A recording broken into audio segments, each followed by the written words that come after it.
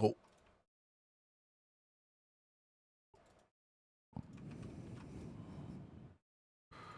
Try to scratch the surface of all of this. Lewis, how's your week been? Pretty busy actually. I'm just doing a lot of dad stuff and everything. Real quick, no audio cut out there for a second. Weird OBS thing. So sorry about that. Anybody who's listening, but yeah, it's just been really busy for me, just nonstop. I haven't really had much time to do fun activities and like hobbies and stuff. I've been a real adult, Nick. It's Wow. weird. Terrifying. I know. I've been a dad and I've been an adult, and it's horrible. If it makes you feel any better, my week has also been hell. Not quite. I mean, I'm not a dad, so it's not obviously the same kind of busy as you. But so my wife and I leave for our honeymoon next week, or this weekend actually. Okay. And part of that is I have a lot of stuff to get prepared for at my job. Since I'll Yeah. be gone next week, I have a lot of stuff that needs to get sorted before I take off. So it's been very busy at work just with the things that I do normally on top of just the season and everything. It's been a lot. Um, I have had some time for frivolity though. I've been playing fighting games again. I Ooh. uh I've dipped my so once in a while I get the itch to play a fighting game. There's this JoJo's Bizarre Adventure fighting game that I like to play sometimes, but it's dead. Nobody ever plays it. The single player is fine, but it's just a generic whatever fighter. But that made me remember that I have Mortal Kombat 11, which I genuinely love. I'm a Jade main. So I've been playing through Mortal Kombat 11 again, and I've been watching competitive Street Fighter because the esports World Cup started Ooh. their Fighter tournament today. And I've never really cared before, but for some reason, watching these really high level Street Fighter players play Street Fighter is really exciting and cool. And the commentary doesn't suck, which is usually a big barrier for me when I try to watch esports type of stuff. The commentary sucks. And a lot of that is just the standards that I hold personally for the type of stuff I want to listen to because of the nature of my job. But the people they have doing commentary for this, they're solid, you know? It's Yeah. not it's not just shouting. There's a little bit of substance to it, so I appreciate that. That's all I've been up to though. Work and fighting games. Would you ever commentate an esports event? I've thought about it. The racing league I used to race in, they're racing right now. I don't know if they still stream anymore. But FM4, it's the Forza League I used to be in. Um, there was this guy who would live stream it on Twitch, and it was like this whole partnership deal where he would do like driver interviews before and after the Yep. race. He would broadcast. It was awesome, and they've had an opening a few times. I don't know if they still have the opening, but like I thought that doing something like that could be cool. But I don't know if I don't really have the equipment to do it Yeah. necessarily. Like I have a mic and I have headphones, but I need a powerful machine. Yeah. And I mean, I have a gaming laptop. You know, it's not even like a good gaming laptop. It's a Nitro 5. That's what I'm using right now. Eventually, I'll get a PC, but I keep telling myself that, and then the prices of everything keeps going up by 300%. Yeah, it's insane the markup. But I used to race in it was an IMSA league. Shout out to High Point Racing. And we had commentators there, and it was awesome. It was cool. Uh, it was fun talking to them after the race, and the one race I actually won there. I won at Sebring. It was cool. Like, so I have the clip saved from like, hey, Aaron Lewis brings it home in first place. It's like, that feels good to have someone like commentate on your win. It just feels a little bit more authentic and better instead of just, Hmm. hey, I beat you, yay, all right, let's go to Yeah, bed. I would love to. I think doing esports commentary would be cool. The other problem is it's like doing sports commentary, right? You really have to know the ins and outs of the thing that you're Yep. talking about. Like I did a very very brief stint of doing NAIA, and I was an analyst for a local NAIA baseball team. Okay. Um, and that was very hard. And even then, it's like, yeah, I know baseball, but even then, it's like still a lot of work and research, Mm-hmm. and I don't think I was particularly good at it. Granted, I wish I would have gotten more practice. I didn't get the opportunity to keep doing it, but it's one of those things. It's like I know a lot or a little bit about a lot of things, Yeah. but it's really hard for me to like kind of focus and get expertise in one thing because I honestly game hop a lot. Yeah, I'm I about can't this. focus.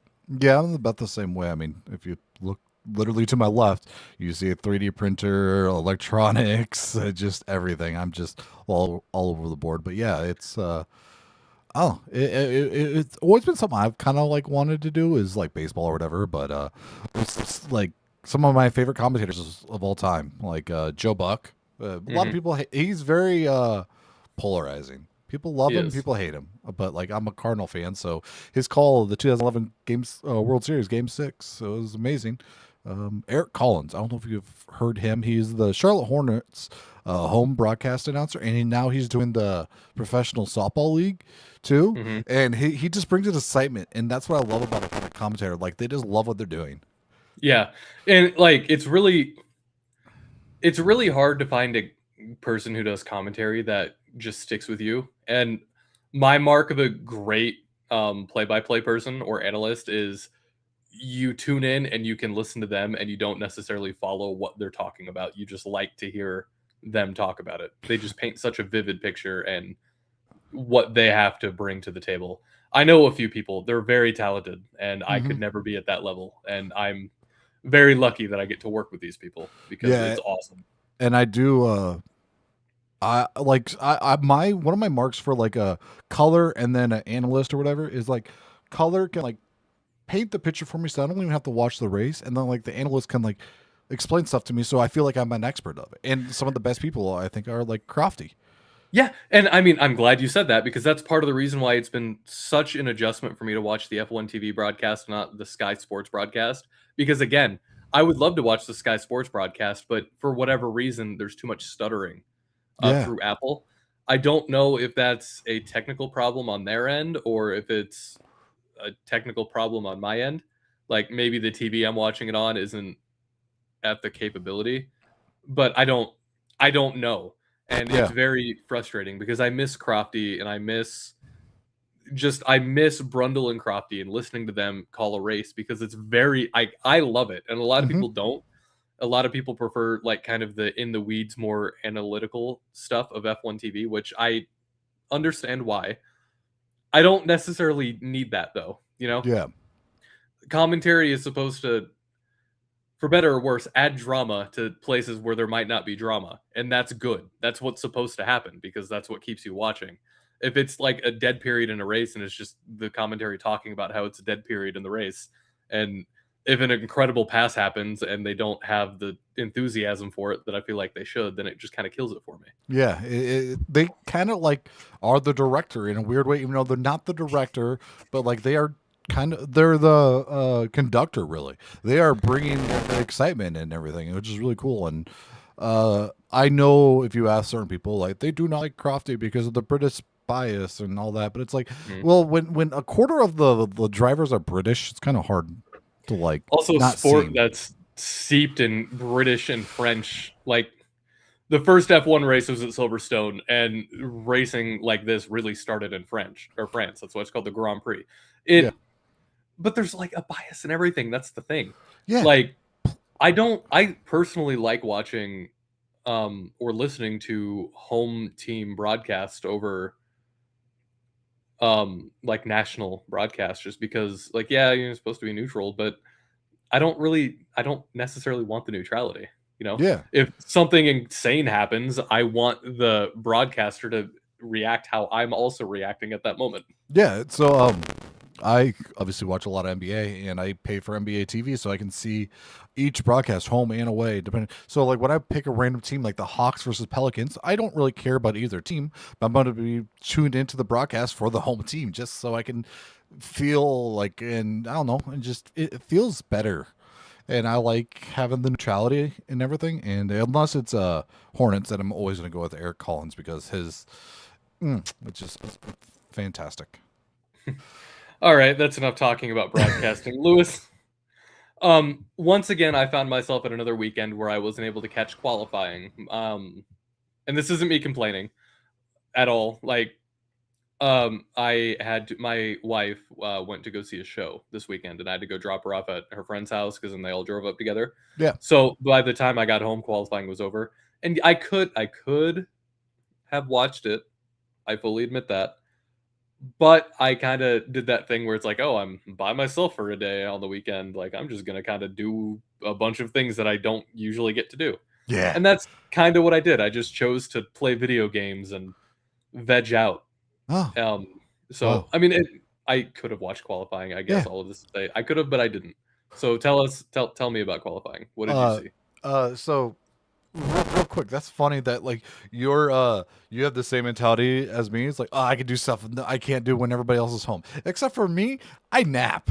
It's such a weird like, hey, no one's home. I'm gonna waste this time, and it's Yeah. but it's My so weird. version of it is I got Burger King. I went to our basement. I watched some stuff on Netflix for a little bit, Ooh, and then I came upstairs and I played Xbox. nice. That was my whole day. It was great. Uh, um, but before we get into the actual qualifying, their teams brought upgrades for this weekend. The last race Yes. before the summer break, it's expected this would be a perfect opportunity to bring an upgrade, and then you have 3 weeks to uh like basically, hey, what worked? Okay, now we can work on this. And now we have real world data.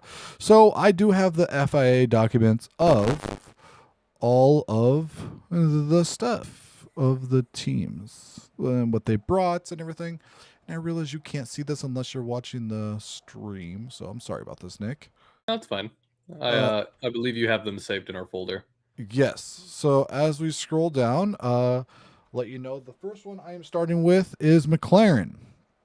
So I don't need to go through every single thing that people brought. But McLaren brought a rear wing, floor body, front corner, rear corner. They brought a whole bunch of upgrades. Not normally they say for the reasons is track dependent and everything. It seems like they are bringing actual upgrades, and I think we saw that with Lando's car last week. For they saw it with the battery, and now we actually see more of a upgrade to the new to go with the battery, I guess. Mhm. So I thought it was cool that I like this race before break, no matter what it is. People bring upgrades. The next one I have is Mercedes. Let's see. Mercedes brought a rear wing again. That one is specific. Engine cover, which is just helps their cooling, and then their tail. It's performance local load. Basically, it's just helping their car upgrade and hopefully helping overall with them. Uh, Next, I have I'm sorry. Can I interject one more time, quick? yes, So going back to McLaren, can you read me those upgrades one more time? yes, I can. So they are the rear wing, the reason for performance and flow conditioning, the floor Yep. body, performance local load, for the local load, front corner, it's for their performance and flow conditioning, front corner, it's a circuit specific and slash crush cooling range, and then the rear corner, performance slash local load. So what I want to focus on is the rear wing. Lewis, did you notice anything about the McLaren rear wing this weekend? I didn't. Did they get the? They got the Macarena wing, Lewis. That is a third, fourth team now that has decided to go with the Yeah, Macarena wing, all because starting from Ferrari. Ferrari is once again, this is the second, I think, upgrade that Ferrari has brought that people are embracing because they yeah, had the serrated wing or serrated that shark fin type. yeah, the serrated shark fin, and now the Macarena wing. Who would have thought that Ferrari was going to be the technological leader? Even though that Mercedes is beating them, Ferrari seems to be winning the advancement war. Yeah, it's crazy, and I love it. So, a fun fact: the reason paddle shifters exist on everyday cars is from Ferrari and Formula One. Like they were the first Mhm. ones to innovate on this, and so this makes me think on sports cars in the real world, instead of just the wing popping up, is it going to like flip up and then everything? Like you know how like a Ford GT, it just comes up and comes back down. I wonder if it's Mhm. going to actually like rotate and everything too. That they're going to try to innovate on this. Uh, That I'm excited to see what the hypercar of the future that I'll never be able to afford looks like. I saw a Corvette, like a new Corvette today. It was awesome. My Yeah, the kids stopped and like stared. C8s are cool. Yeah, my kid stopped and stared. I'm like, yes, I phrased you right. Even though it's a Chevy, it's a sports car, like it's a supercar. Ah, Okay, sorry. Continue with the upgrades. I wanted to point out the McLaren rear wing because I noticed that this weekend while I was watching the race, and I'm like, oh, hello. no, it's fine. And a perfect transition. You were talking about the rear wing on the Ferrari. Guess what? They updated their rear wing and their rear wing Mm. end plate. Their brief description is part of the standard development cycle. This further iteration of the rear wing has been focused on increasing load in robust way. The additional winglet cascade is meant to increase rear downforce at the expense of aerodynamic efficiency and is optional. Basically, I think they added more stuff to make the wing go woo higher because it says new flaps design with additional trailing edge devices reshaping. It goes into all this. I really didn't see a big difference, but I mean, it seemed to be pretty fast this weekend. Yeah, no, Ferrari is continuing to be pretty consistent. It sucks because Ferrari, to me, and this is a bigger discussion we can have another time, but just Ferrari is very much always the bridesmaid, never the bride, Yep. and it sucks. I'm sure that it's very frustrating. Yeah. Next on my list, I do have Williams. Just two things, circuit specific. They no big upgrades for them, which is kind of surprising. It's just circuit specific for their justification. So meaning they will not continue these upgrades. I don't know if it is surprising. Williams feels to me like they've kind of stopped working on this car. Yeah, and it's really weird because like every other Mercedes engine like car is doing pretty good. So I wonder if they just have a big lineup ready to go for the summer break. I'm not 100% sure on that. Yeah, I don't know either. That or they realize that they've missed the mark so much compared to where they were last season. Yeah. Next up on my list, V-Car just added a new roll hoop, rear wing, cooling. Just added some just general upgrades, small upgrades. Next up is Haas, and of course they have one thing they updated the rear wing a little bit. Oh, They I thought you were going to say they upgraded their driver. Woo, that was good. Sorry, Esteban. That's fine. Next up, Audi, and they updated one thing, which is just their performance rear wing. Big one, Alpine. They upgraded nothing. No, okay. Yep, nothing. That was their upgrades. Is nothing. But Cadillac updated their brake cooling. About time.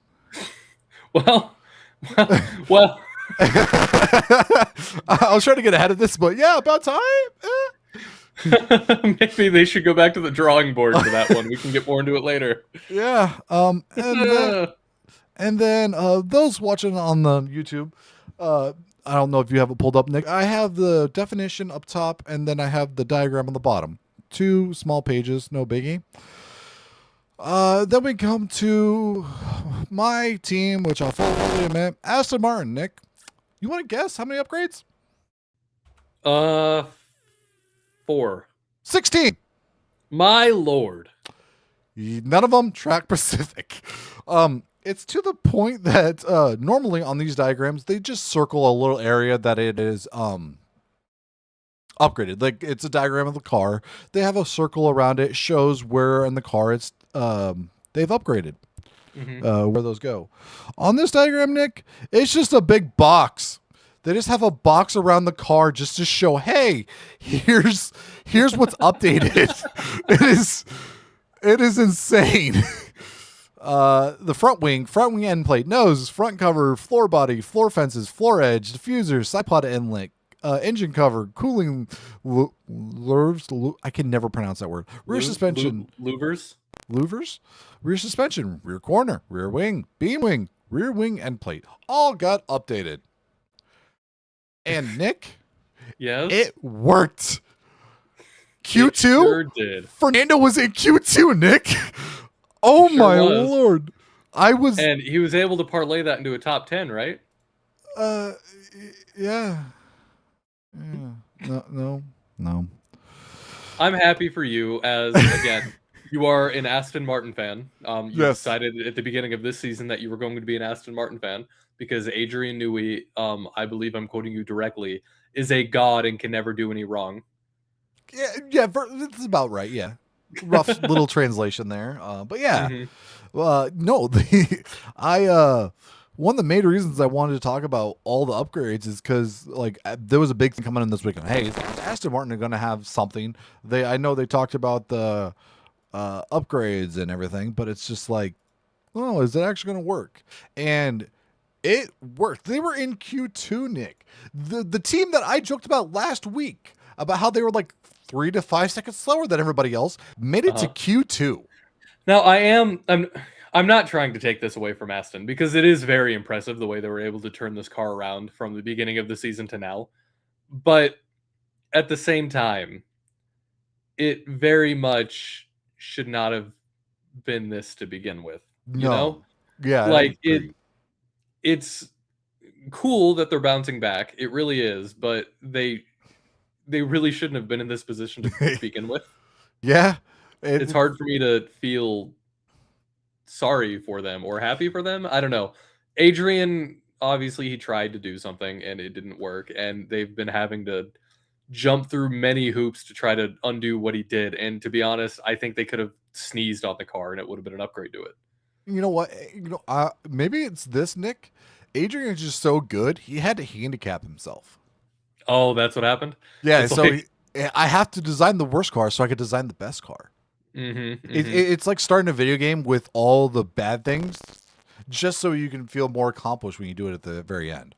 It reminds me of, and stick with me on this one. You know, are you familiar with the game Go? Go. Where No. it's I think it started in China, but you have like a board, and then you have a black stone and somebody with black stones and someone with white stones, and you just Okay. basically take turns putting stuff down. Um, if you're playing a person who's rated higher than you in Go, you start with like a 4 stone, 4 to 5 stone advantage on the board, whereas they don't have Oh, one. So this is his version of that. yes. He intentionally is handicapping himself by letting everybody else start with 4 stones on the board. Yeah, he's playing chess with missing his pawns. He's like, you know what? It's fine. I can still win. So I don't know the math, but I think they still have a chance. Okay, Nick. So that's my little bit of copium for this week. Chance for what? Uh, a point, a single point. You know what? I will subscribe to that one. Thank I you. I will subscribe to Aston getting at least a point by the end of the year. All right, thank you. At least there. But on to the race. That was my big thing. Is it was just it was awesome to see Fernando like make it into Q2. Like, and yes, he was trying, but it didn't seem like Fernando was like super excited. I don't know what I was expecting. Like, oh my gosh, guys, finally! But it was just like, hey guys, yeah, we did it. Yeah. Yeah, it's a 2026 Q2, which still would have been Q3 last year. Oh yeah. Oh yeah. But still, I'm gonna take it when I can get it. Fair enough. Um, and so we can go to the race, and I think Sergio Perez was starting in the pits for this race, if I remember correctly. And the reason I say that is because even though Sergio was starting in the pits, George got to corner one only ahead of him. That was it. Hmm. Everyone else got past him. Now, Lewis, where did George Russell qualify? Let's see. Oh, I did have that tab open and I closed it on accident. Oh, I got it right. Give me view full standing. Blah blah blah. Qualified. George Russell qualified into seventh. Oh, he qualified seventh, so that means that the the brake upgrades that Cadillac did Uh-huh. were so good that Sergio Perez was able to work his way up to seventh from starting in the pits. That's what you're saying, right? No. Oh. So last week, Mercedes reportedly uncovered a deep issue in the code on George Russell's car. And you sent this to me on Twitter, and I said, they vibe coded it with Meta AI. And, you know, it was just a joke because vibe coding is a big thing nowadays. And Uh-huh. they made software adjustments for Hungary. But he stalled on the line. He went to start the race, and it went to anti-stall, Nick. So he went to start, and it didn't start, and everyone else just went by him. Yep. And the reasoning was, as the drivers wait for the start, they hold what are called their weight revs. So the engine's RPMs at a specific level. As George was Mhm. doing that, the revs actually rose out of proportion to what he was asking for from the throttle. The revs hit the limiter at the maximum RPM that the engine allows at that point, and then George tried to get it back under control to optimize and control his start. He wasn't able to do so, and as he was lifting right off the throttle to under 10% of the throttle demand, the lights went out. He made a start effectively too little throttle through no fault of his own. That meant anti-stall kicked in, and so he dropped to the back of the field. The balance of the reactor got out of whack, and it started a chain reaction. Not great, not terrible.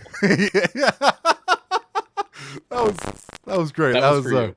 I made that thank joke you. specifically for you. That was our Chernobyl joke of the week. Thank you. Brought to you by Hot Pockets. Oh, ooh. Oh, Ugh. bad. But anyways, yeah. The guy So, looked like a hot pocket. oh, The inside of a hot pocket. yeah. Well, if he's a hot pocket, that means like part of him's still cold on the inside. Hot I mean, pockets never get. Yeah. All right. Anyways, yeah. So that just sucks for George. Like remember at the beginning of the year we said he was Mr. Consistency, and I think he is, but the car is not this year. George. Okay, this is something I did want to bring to you, and I'm sorry to skip ahead to other Oh, go things, ahead. but George is in the running for unluckiest driver of the season, and I only say he's in the running because the only other person on the grid who's had worse or similarly bad luck as he's had is Oscar Piastri. Yes. It's, Like that's George has actually had a lot of DNFs, Oscar's had a lot of DNFs. Him and Lando both had those DNSs at the start of the season. yeah. It Oscar's had a quiet season, but the lows have been really low and the highs have been like fourth, Yeah. which is still solid given the luck that they've both had. But when we do our end of the year voting, we might have to have an unlucky driver category, and it's going to be really tight between those two. Yeah. Yeah, I agree because that I don't know because one is like not self sabotaged in a way, but like the team kind of and not intentionally or whatever sabotaging, but it's for me it shows how bad of luck he has because Antonelli has none of these issues. No, he doesn't. It's not the same, but it reminds me last year when Lando and Oscar were fighting, and Yeah, it seemed like Oscar always got the good pit stop, and yeah, whenever Lando would come in second, but then we realized later in the year that it was just whoever pitted second yeah, got the worst stop. It's very much like odds, unfortunately, against George, but I don't think they figured out why yet, or who knows. Honestly, I am curious to see what's yeah, happening with his car. yeah. I would love to know, but like it just seems really strange that all of a sudden the code didn't work last week. Like that messed up the like SOC, the strength of charge in his battery, and now it's messing up on the throttle placement. These are if this one of those things happened one time to a car on the road, that car would be pulled from production. Hmm. And it's happening twice in 2 weeks. Like two different things happening in this. This is horrible. But It is. speaking of the blue flags that you brought up with Piastri, what is going on? Does Science just want to battle Fernando a lot? So I think what the issue with this race in particular with the blue flags, I think this is speculating because I think I heard them talking about it on the broadcast, but I wasn't super paying attention.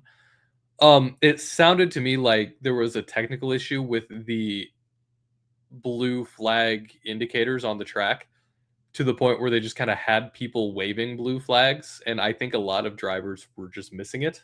Hmm. But at the same time, Carlos Sainz, so he had Carlos Sainz was in a battle with Fernando Alonso. It's sorry. Whew, let's take Yep. a step back. Okay, we're good.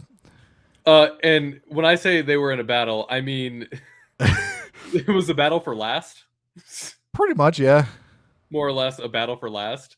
And while Carlos was fighting with Alonso, Oscar was trying to pass, and Oscar was on the lead lap, and Carlos was shown the flag 5 times, which, as you all know, is too many times to show somebody the blue flag. And Oscar rightfully complained about it because Carlos was also just driving very erratically. And at the end of the race, Carlos didn't really take responsibility for it. He essentially said, "Yeah, I was fighting for the position with Fernando. Like, I'm not going to just stop that fight." It's like, my guy, do you know what position you're in? Yeah. Let that So one go. Let yeah, it go. It's I not going to make a difference. You're both not scoring points. yeah. So there's an old like adage or saying that like racing drivers, they're there to race. They're gonna race, which is perfectly fine. I'm okay with it. Yeah. The thing I'm not okay with what he did was ignore the blue flags because of this. He has to move over for the blue flag or just give way to the faster car behind him. The car that he's battling is going to have to do the same. Mm-hmm. You both are going to get that issue. I see this a lot with multi-class racing. If you're a faster car and you're battling with another faster car and you come up to some GT3s or the slower car, and that GT3 will put a wedge in between you two. Well, that's just part of the race. Yeah. It's and for someone like Carlos Sainz who's been around long enough, it's I don't know. I was kind of disappointed in his reaction to it, and rightfully so. He did get a 5-second penalty. Disappointing is the right word for that. I expected more out of Carlos, who, in my head, I feel like in his post F1 career, he would have. I could see Carlos having a career as like not president of the FIA, but some big role in the organization of either F1 or um, just the racing in general. And seeing him react the way that he reacted, hey Google, stop! It picked up on what I was saying, and I'm just watching it. That's distracting. It's disappointing to see Carlos have this kind of reaction. Is all I'm trying to say. And I will say, I know that we've talked about this before with blue flags, and I have famously said I don't like blue flags. I don't. I was fine with all of that was happening on the track, except for it was against the rules. I'm anti blue flag. I think we should get rid of them, but at the same time, if they're in place and it's the rule, then you got to abide by that because that's the world you're racing in. And on the F1 TV broadcast, somebody made a joke about, no, if you're an anti-blue flag person, you have an idea of what the racing looks like now. And they said it in kind of a snarky way, but at the same time, it's like, yeah, actually, I'm fine with this. Yeah. Like, yes, Carlos was racing dangerously, and he should get knocked for that. But he was racing, and Carlos or Oscar is in the faster car. It should be the responsibility of the faster car to figure out how to make that overtake. Thank you. That is like the rule of multi-class racing. WIC, IMSA, iRacing, even it's preached. Anytime you do like a multi-class event on like iRacing or whatever, as a slower car, you stick your line. It is up to the faster car to figure out how to get around you. The league that I raced in, that was the rule too. Their only thing was just be predictable. Yeah. If you're going to get passed by a faster car, just be predictable. Stick to a line. Don't do anything crazy. Carlos was in the wrong for weaving the way that he was when he was a backmarker. But at the same time, I don't like blue flags, but it's the rule. It's the rule. Yeah. I mean, you can't just like pick and choose what rules you want to or follow or whatever. And in his the infringement case, I guess, or the paperwork that the FIA put out, it says that he got a 5-second penalty. The stewards determined that the driver of the car 55 was wholly responsible for the collision with the car 81. While the standard penalty for causing the collision is 10-second time penalty, the stewards identified a mitigating factor. At the point of incident, the position of car 55 relative to the circuit and the other cars meant that the car 81 was not visible to the car 55 prior to the attempted overtake. Mm-hmm. It's a weird justification. Like, he wasn't visible. Like, yeah, but like you have 5 blue flags that you drove by. And a man in your ear probably telling you that there's a guy behind you. Yeah. I mean, I don't know. This is one of the weird cases that I'm okay with the FIA time penalty. The another case that I'm not like okay with is FIA just does not like people named Lewis and just gives them time penalties. And Hmm. I just got a time penalty. Fudge, Nick. I got a 5 second time penalty that FIA just docked me. Hmm. Anyways, Lewis got another one this week. He has just been racking up the 5 second penalties. I wonder at the end of the season if we should add up the total seconds that Lewis has Ooh, lost that would be time really penalties. cool. So on the doc that they released, the paperwork Hmm. for it, it says car 24 exceeded the pit lane speed limit, which was set at 80 kilometers an hour for this event by 0.1 kilometers an hour. So okay, remind me, how much did Pierre exceed the speed limit in Monaco by? Wasn't it by like point one? Oh, interesting. He now at the end of the race, they gave third place back to him, didn't they? Yeah, because he never served it. Hmm. Yeah, it's weird. Yeah, Monaco, they had special circumstances or something like that. But yeah, uh, I don't get the point 1 mile an hour. That is just, I feel like tolerance because Nick, I don't know if you know kilometers an hour very well. I I did. don't. What is a kilometer? I like it, Logan Sargent. So I did a little conversion. So zero point 0.1 kilometer an hour, Nick, is equivalent to you going 0.0621371 miles an hour. Also, that's a 0.09113 whatever repeating feet per second. Huh. That is, I don't know the equivalent to something that slow. A Now, Jimmy correct me if Moyer I'm wrong fastball. here. Let me nice. Let Thank me you. know if I'm off base here. That doesn't seem like it's very fast. It almost seems like it's negligible. It Yeah, feels like it doesn't matter in the grand scheme of things, and that it doesn't actually give any kind of advantage. yeah, I get they're very hard on that limit. Like you have to do this because people will take advantage of it. Whatever. I feel like zero point 0.1 kilometers an hour should be tolerance. So, okay, I do. So, context is important, I suppose, much like, unfortunately, the context was important last race when Lewis got hit with that penalty for George getting taken out. Do you think this had to do with because he was coming out of the pits and he was coming up against Kimmy? Mm-hmm. Do you think that because it all ultimately didn't matter because Kimmy did hit the line before Lewis did, but do you think that they gave him the 5 second penalty because they thought he was trying to intentionally speed to get ahead of Kimmy out of the pits? I Do you mean, think like that's just the context of it, right? Like yeah, on yeah. Lewis's way out of the pits, they were trying to get ahead of Kimmy in the Mercedes specifically. And Kimmy, like I said, Kimmy crossed the line and Lewis gave the position back, which should be enough, but I guess they thought that it warranted a whole 5 second penalty for some reason. Yeah, I don't know. Like that is very. Now that you say that, it would make sense that they have something weird. You like it's 100% zero. Like there is some threshold, but it's 100% zero if you're coming out against somebody else. We can not allow this just in case.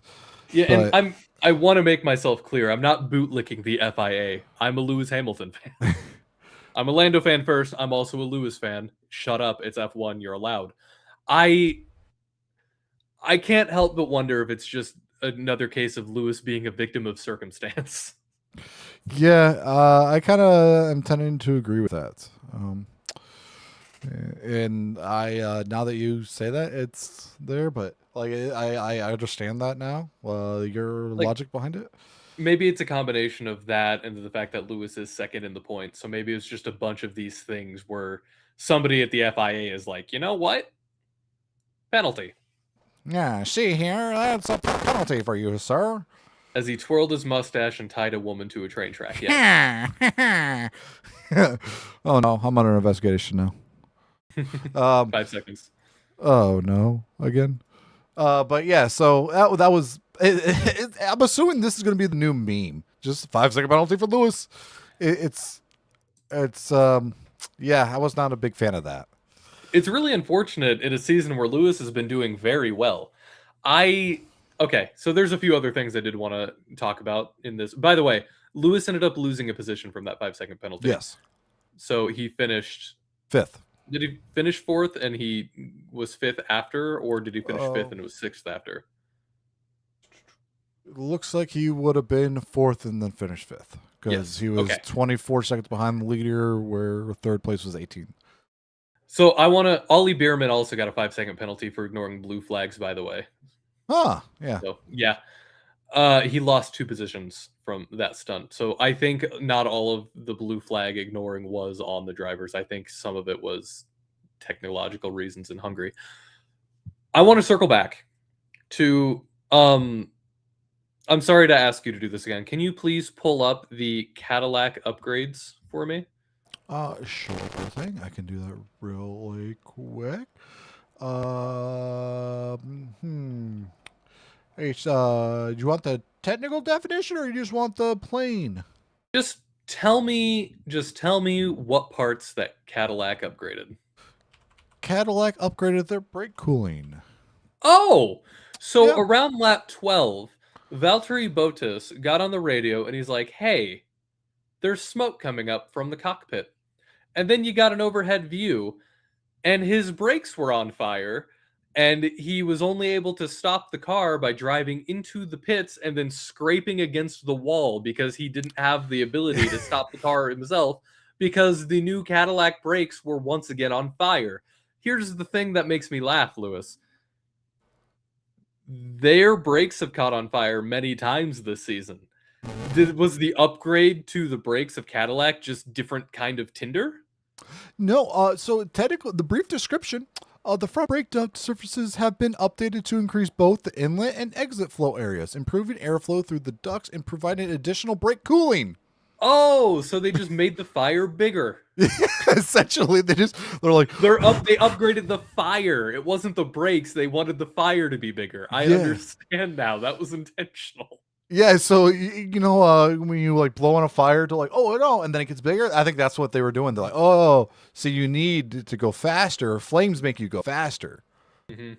Continuing on, Sergio Perez, also a Cadillac driver, also did not get to finish the race. He retired around lap 48. Lewis, now to be fair, this wasn't an upgrade for this week, but the last few times that Sergio has DNF'd, what was the issue there? Front suspension. Oh, yeah. Um, so Sergio Perez DNF'd on lap 48 because of a suspension issue. I, I don't know. Like this team, I had such high expectations for them. I know you did. Your expectations for them were too high. On the other hand, they are still operating at the level I thought they would. It's just really funny that the same stuff keeps happening to me. Yeah, It's just funny to me. And then the fact that they upgraded their brakes, but the brakes are still bad. It it's hilarious to me, and it's only hilarious to me because I wasn't expecting them to be a contender. They were always going to be at the back. It's just that's how. Now, what surprised me was that they were fighting. They're actually fighting with Aston for most of the season. I did not expect that, to be fair, but I think that this is a very good reminder that Cadillac is still a very fresh, brand new team, and this stuff is going to happen. And you shouldn't set your expectations very high because this stuff is going to happen. yeah. I have a bad track record this year of picking teams. Like, oh, Mhm. Cadillac's going to do really good. Aston Martin's going to do really good. I don't know, but VCarb, I didn't expect much. And what do you know? They both finished in points again.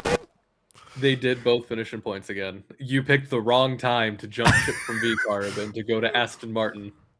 Uh huh. I know. This, how does this feel for you? This feels almost intentional, right? Like the universe is punishing you for jumping teams. Yeah, or maybe I love VCarb so much I'm letting them prosper by me not holding them down. Ah, one more thing I wanted to touch on. Another DNF, the only other DNF in the race. Remember I went on that tangent earlier about George Russell and how unlucky he is, and then Oscar Piastri and how unlucky he is. Yeah, yeah. Oscar Piastri DNF'd on lap 55 of 70 because of a gearbox issue, which Ooh. sucked because Oscar was battling for the podium. Yeah, I literally have in my notes that if it wasn't for Carlos Sainz, Piastri could have had a probably like I put win. That's but like podium for sure. I don't know. His gearbox would have failed him either way, wouldn't have it? Yeah, yeah, but I was just saying that he was on that good of a pace. Yeah.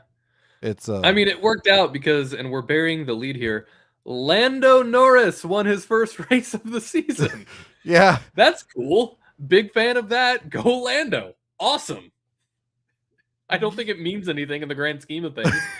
I don't see Lando winning the championship, but it's nice to know that he's winning in Hungary, which, as I mentioned last week, was a very exciting race for me to watch. And Lando won this race by a large margin, specifically because Oscar died. But still, yeah, Max second, Kimi third. yeah. That puts Lando in fifth in the points. I mean, he's only about 100 points away from leading, but you know, it's that's chump change. That Max is. almost did it And last year. yeah, Max did almost do it last year. People forget that it came down to 3 drivers in the last race of the season. Yeah, but to be fair, there's only 2 teams last. It was 3 drivers last year. This year, there's like 3 teams, 4 teams battling for the lead, like for the top team really, and the midfield is like really close. So after this race, Racing Bulls, they're in 5th place with 66 points. Nick, Mm-hmm. VCarb is officially the best midfield team as of now, going into the summer break, which is weird to say. Alpine is 6th, and then followed behind them, 40 points away, Haas. Haas. Yep. Again, I think that you, and not just you, No, it's it's more fine. of a general you, people, are still 2021 and 2022 pilled. I think they're still Haas pilled, but from Yeah, years ago. Haas has been slowly kind of on the climb, especially after Gunther got forced out. It's interesting to see actually how much better Haas has gotten since Gunther left. And I know a lot of people love Gunther, but it is really hard to ignore that maybe he was just holding them back, or maybe he was not doing everything he could. yeah, I could. Haas seems like they're thriving right now, I, and I mean it wasn't an overnight switch either. Haas has been kind of working their way back over the last couple of years. yeah, I can see that, but let me raise you or counter with this: is it mostly the team or is it mostly the driver? Because Ollie seems like he is kind of carrying. Oh, Ollie is for sure carrying, and I'm gonna be very surprised if Esteban does come back next year for Haas. But I mean, you and I both know it's more than just the car, or more than just the driver. You also need a reliable car, unless you're Max Verstappen, who can take anything and finish in the podium because he's Max Verstappen. Yeah, You could be George, perfect example. George is an excellent driver. That's not a secret. His car is letting him down. yeah. And then That at the same time, George is an excellent driver. When he was in the Williams, he made that car do things that it had no right doing in 2021, 2022, or 2021. You know what I mean? yeah, yeah. I get it. It's a combination of car and driver, and it is, I know, a narrative people like to spin. Again, not you, but just where, oh, it's all the car, or the car did all the work. No, the you need the car and the driver. Yeah, And Haas has the drivers and they're starting to have the car. That's just kind of the way it is. yeah. It's really cool to have them do this. Uh, Piggybacking off your point about how like the driver, and the car. I mean, Max this week was complaining about the car, saying it was undrivable. It was Uh-huh. completely broken, to quote him, during qualifying, and he ends up on the podium. And I So, think yeah, there's a lesson here too with Alpine. In Alpine's case, the car was holding their drivers back because, I mean, we knew Pierre wasn't a bad driver. We didn't know what Colapinto was. But it turns out if they get a car that's somewhat reliable, excuse me, both Pierre still has it, and Yeah, he Colapinto does. is pretty solid. So does that mean we close the door too early on Jack Doohan? Yes, I've been saying this for months. I know, but like I just need like other people to hear this. Like, yeah, Doohan wasn't horrible. I mean, I kind of said the same thing last year or the year prior when Colapinto came in to replace him. I'm like, there's not going to be much difference. You have two young, you're replacing a young guy with a young guy with a crappy card. Like, it's not going Yeah, to do much. you didn't give him the chance. I Yeah, think Alpine was like trying to use Kimi Antonelli or Max Verstappen as their benchmark for a driver yeah. when those two are just freaks. They were trying to Red Bull. Like, they were trying to be like Red Bull. Like, you're Mhm. not good for 5 races. You're out. Next one up. You and I mean, I've said this. You need to give a new driver time to cook. You Elite. need to give them more than a year, let alone more than 6 races. Yeah. And next year, when Esteban Ocon is out of Haas and Duhan can come back into Haas, we're going to see how good of a driver that Duhan really is. Yeah. I mean, there's plenty of people that have lost their spots too early. Nick DeVries, he had like a year or so. Yeah, he needed. Oh, to be fair, I think a lot of the Debris thing was because he was Yeah, Williams. I don't even he remember. was He was yeah a blip. he was a Mercedes driver that Yes. yeah, that was on Williams. He raced for Williams like one race at Monza, and then came over to V car because he was the Mercedes reserve driver. And the reason I know he went from Mercedes to Red Bull is because at Abu Dhabi, the last race of the season, they literally delivered him on a dolly. They duct taped him to a dolly and pushed him over to the V carb garage, which is awesome. Yeah, I love the DeVries. camaraderie. DeVries needed more time. I think he was just in an unlucky situation because he's a Mercedes reserve, but he's the Mercedes reserve on a team that has George Russell and Kimi Antonelli. Like, you're not going Yeah, anywhere from that. And then same with V Carb. And I mean, V Carb made the right decision clearly with Isaac and Liam. yeah. I mean, It's unfortunate timing. I wish Nick would have gotten more time. If anything, I could see him maybe like the only teams he could, if he wanted to make a comeback, it would either be Alpine or Aston. I mean, he doesn't even want to come. He's a Le Mans champion. He won Le Mans. Yeah, no, I'm saying that's Yeah, why I said if. yeah. So it's like I mean, he did get the short end of the stick, but he won Le Mans. So I mean, it's a catch-22. Like I don't know what you would want more really in that situation. Mhm. Um, uh, I have really no other notes from the race. The one thing I do have is uh, Arvid did seem to be upset about finishing behind Liam, and I That's love it. valid. I Yeah, no, love it. that's valid. Arvid is good. I do think Arvid is better than Liam, and I'm not saying that's not me saying Liam's a bad driver. That's No, just me thinking Arvid is really solid. yeah, Liam has really turned around lately. I think getting rid of the top two, you know who? Yeah, It's gonna be like Voldemort. We just can't say their name anymore. Like getting rid of them really helped his Mr. Eye like Patch and Mr. Problematic. You decide who's who. yeah, Mr. Text messages and Mhm. but I mean, yeah, I brought this up last week, right? I think it is. I think this is a factor of the environment. yeah, I the mean, and culture's you just said it changed. too. They got rid of you know who's, and the total vibe shift of both Red Bull and V Carb has just. It feels like a better environment that people are fine with being in. You don't constantly feel like your head's on the chopping block all the time. Yeah, Isaac seems happy. When's the last time you've seen a second driver be this happy? Besides Sergio Perez, his like couple wins at like or street tracks, really. Yeah, Uh, and that was also the last time you saw a Red Bull driver perform well.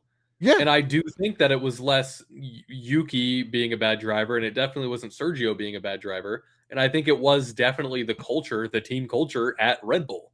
yeah, 100%. And I mean, look at all the we can go down this rabbit hole for ages, but all of their like young drivers that they've had throughout the years that just like fail out. You had a guy named Scott Speed in your driving program, Yes, and you let him go to NASCAR. Do yes. you have any idea how dumb that was? Do you think of the marketing if you would have nurtured a guy named Scott Speed to race in Formula One? Do Are you you know? kidding me? Uh, You fumbled that bag, Red Bull. Yeah, to be fair, I think he raced for Red Bull in NASCAR still. But Yeah, he yeah, did race for them in NASCAR, but he was in the drivers academy. I think they Like, I think he was part of that initial group where they're like, "Oh, you could end up in Formula One." All Yeah, it I'm was like a saying is, game I show. I think wanted he's. somebody with, I Yeah. wanted Scott Speed to be in Formula One, but it was Yeah, still fun to see him in NASCAR. he was in Formula One for a little bit, but I think he did a handful of races. But yeah, it's Scott Speed is one of the like best. Like, can you name of a better? Think of a better name for a race car driver besides Scott No, Speed? I literally cannot. Uh, There's a guy I know, going back to the top of the show, he does play-by-play for a local baseball team. yeah. His last name is Batters. Ooh, It's serendipitous. yes. There was an old pitcher for the Reds named Homer Bailey. Hmm. That was kind of bad. Name Yeah, a pitcher you don't want to Homer. be named Homer. Yeah. But yeah, that's all I have really from the race. Do you have anything else from the race there, Nick? Um, Other than I'm happy Lando won, it makes me very happy as a Lando fan. Like, again, I know I'm a Lewis fan, Lando fan first and foremost. I'm really embracing that you can have two favorite drivers this year. Yeah.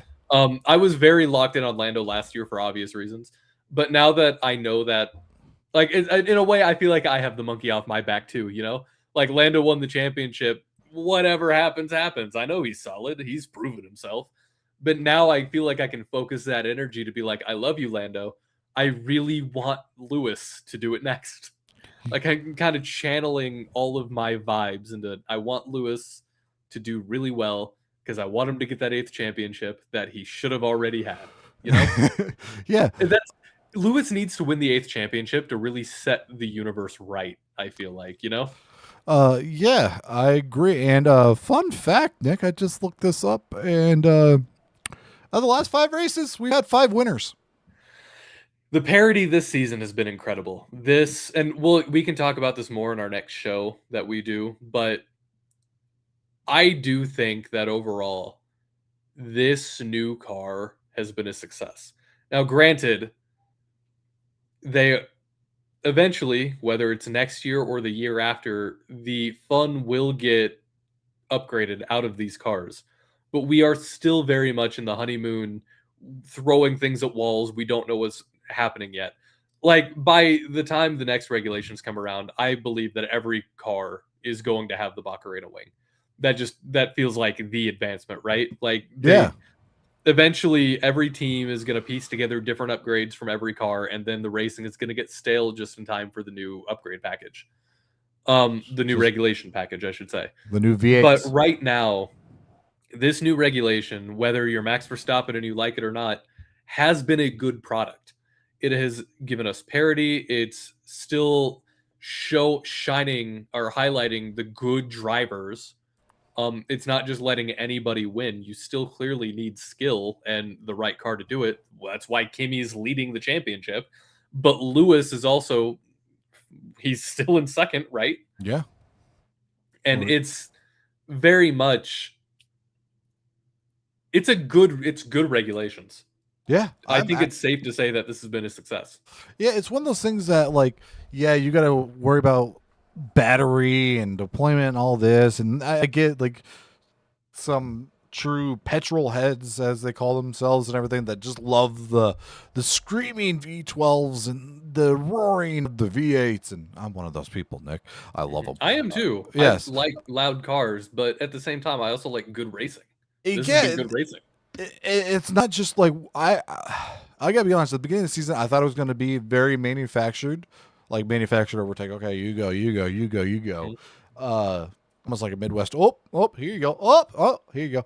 It's not that. Like, we actually have good wheel to wheel racing and everything. I really enjoy this. All right. We'll finish up quick by just going over Grid Gamble. Obviously, there's no racing for the next few weeks, so we're not going to pick any new drivers. But I do want to give the update as we go into summer break of Grid Gamble. Lewis, you decided for some reason to pick Fernando Alonso for Hungary because you rolled Aston Martin. I rolled Audi, and I decided to pick Gabriel Bortoleto. Yeah. That was a mistake. I was going to pick Hulkenberg, and then you kind of talked me out of it. I don't know if that was on purpose, or if you actually thought Gabby was going to finish ahead of Hulkenberg, but I also came out with 0 points. To be fair, those are the first 2 points Hulkenberg scored all year. Uh-huh. So going into the summer break for Grid Gamble, I'm in the lead at 65, but Lewis is only behind me at 60. Let's go. I There's love this. also parity in Grid Gamble this year. Yeah, it's the new regulations, the new 12-sided. It's the new regulations. All right. Do you have anything else, Lewis? No, I hope everyone has a good summer break. Yeah. I will say we will not be here next week because I will be on my honeymoon. So when we come back again, it will be the 12th, and Lewis and I are going to talk about things that we've learned. You kind of got a bit of a preview of it here at the end, but things that we've learned so far in the first half of the season as we go into the back half of the 2026 Formula One season. So until then, I've been Nick. That's been Lewis. Talk to you later. Bye bye.